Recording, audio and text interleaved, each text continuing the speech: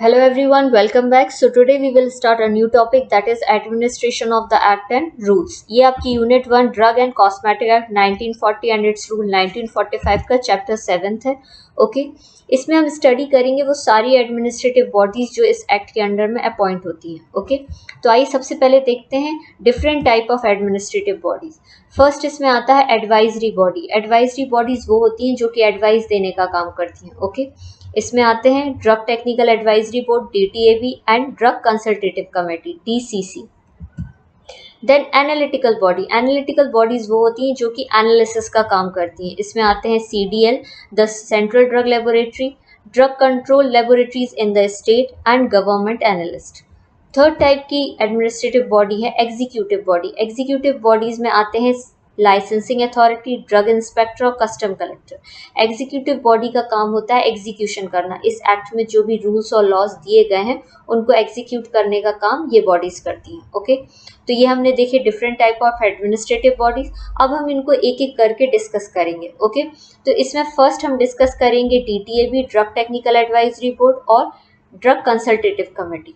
Okay तो आइए start करते हैं विथ DTAB. DTAB का फुल फॉर्म क्या है? Drug technical advisory board. Central government appoint DTAB. Central government जो है वो DTAB को अपॉइंट करती है to advise the central and state government.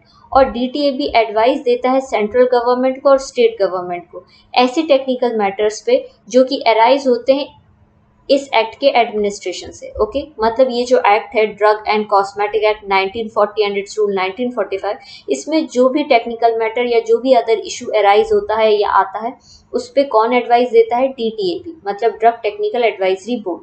ठीक है अब देखते हैं कॉन्स्टिट्यूशन ऑफ DTAB. DTAB का कॉन्स्टिट्यूशन कैसा है, मतलब इसमें कितने मेंबर्स होते हैं इस बोर्ड में और कितने टाइप के मेंबर्स होते हैं उनको डिस्कस करेंगे. तो इसमें फर्स्ट टाइप के मेंबर्स जो होते हैं वो होते हैं ex officio members.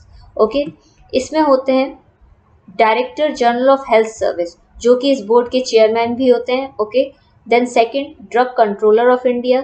Third president pharmacy council of India PCI के president. Then president medical council of India. Okay next director जो सेंट्रल ड्रग लेबोरेटरी है कोलकाता में उसके डायरेक्टर भी इस बोर्ड के मेंबर होते हैं. Then director of central drug research institute Lucknow, director of central research institute Kasauli and director of Indian veterinary research institute Izatnagar. Okay तो ये सारे मेंबर्स बोर्ड को कॉन्स्टिट्यूट करते हैं.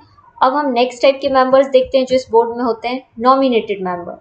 नॉमिनेटेड मेंबर्स में होते हैं एक ऐसा पर्सन जो कि फार्मास्यूटिकल इंडस्ट्री से हो.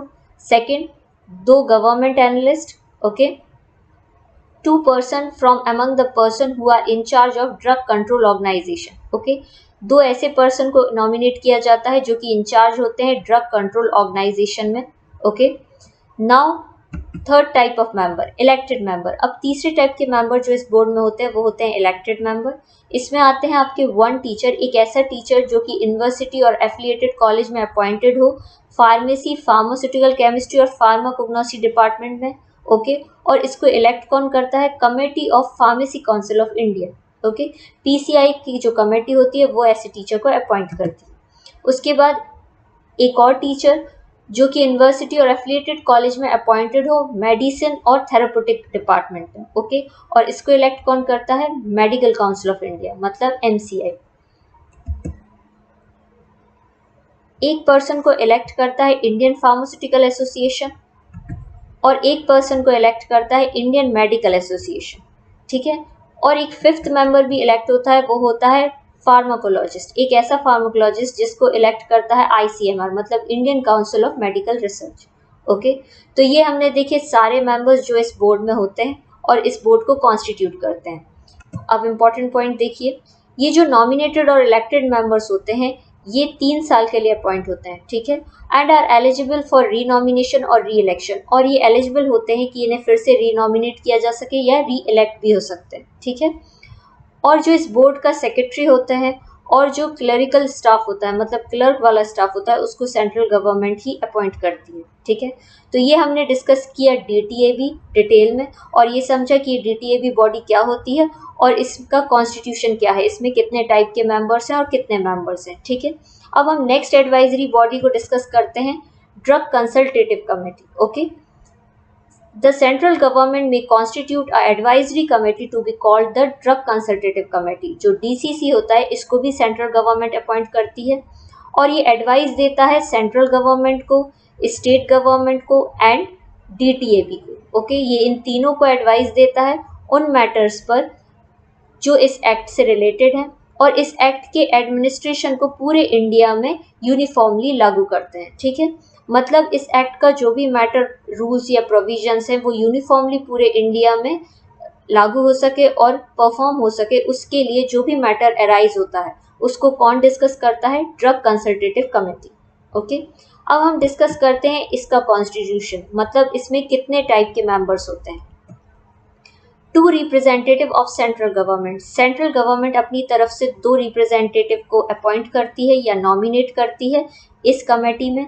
Then 1 representative of each state government, और हर एक स्टेट गवर्नमेंट अपना एक रिप्रेजेंटेटिव इस कमेटी का मेंबर बनाती है. ठीक है, तो ये हमने देखे कॉन्स्टिट्यूशन ऑफ DCC, मतलब कितने टाइप के मेंबर्स रहते हैं इस कमेटी में.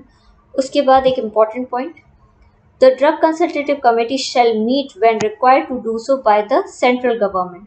जब भी ज़रूरत हो ड्रग कंसल्टेटिव कमेटी मीटिंग करती है सेंट्रल गवर्नमेंट के साथ and shall have power to regulate its own procedure. और उसके जो सारे प्रोसीजर्स होते हैं, प्रोविजंस होते हैं, उनको वो रेगुलेट खुद करती है. ये पावर DCC के पास होता है. ठीक है, तो ये हमने डिस्कस किए आज एडवाइजरी बॉडीज़. ओके, अगर आप इन दोनों बॉडीज़ और कमेटीज़ के PDF में नोट्स डाउनलोड करना चाहते हैं तो डिस्क्रिप्शन बॉक्स में लिंक दी गई है, वहाँ पे जाके आप टेलीग्राम चैनल ज्वाइन करिए, वहाँ पे आपको डिटेल में PDF मिल जाएंगे. ठीक है, अब हम नेक्स्ट एडमिनिस्ट्रेटिव बॉडी को नेक्स्ट क्लास में डिस्कस करेंगे. Thank you.